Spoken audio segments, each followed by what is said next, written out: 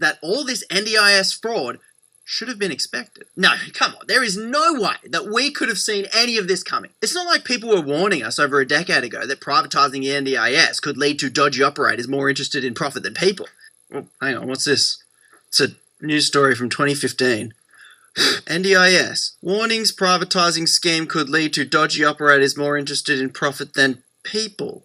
2015. Punters. We were warned about exactly this 10 years ago. His name is Steve Turner, and he was the Assistant General Secretary of the Public Service Association of New South Wales. And according to this article from over 10 years ago, he wrote, quote, worried that the move to a market-based system would open up the floodgates to for-profit disability service providers. We don't want shonky providers coming up like the pink bat scheme, Mr. Turner says. We should be directing some of our blood-boiling rage at the bloody people who designed the system so that these scams were virtually guaranteed to happen. And let me tell you, it's not just the NDIS. There is a pattern here, and when it comes to privatisation, once you see it, you can't unsee it. I'm talking childcare, universities, vocational education and training. Everything that should be a public good but quickly turns to shit has a common denominator. You only have to look at the vocational education and other areas to see that if you let the market rip, particularly where you have vulnerable clients participating in those markets, or customers as they are sometimes called,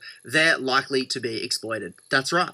The NDIS isn't the only system suffering from the effects of private operators. Here's a news story on private colleges. There are 4,000 private colleges in Australia, and industry insiders estimate about a third of them are shonky. Here's one on the major problems in childcare. If you know anything about private equity, it's not that surprising. They take over services in order to squeeze as much profit out of them as possible. So many scams and rorts in the first place. Ross Gittins, a financial journo who's been covering the economy for more than 4 decades, couldn't have put it better than this. He says, the best thing our polos have done in decades is also the worst. The great misstep of our age has been the privatisation of many government-owned businesses and the outsourcing of taxpayer-funded services to private providers. Why aren't we talking about how privatisation has completely and utterly failed here? There are some things in this world that should not be seen as a business. Punters, this privatisation pattern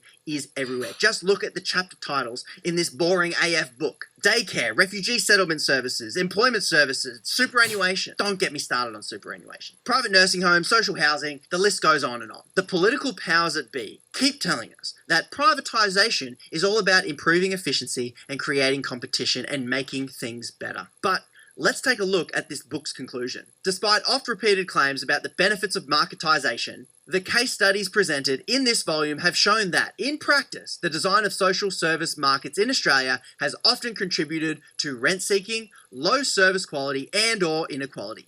And I think we all keep finding out the hard way that it's more expensive as well.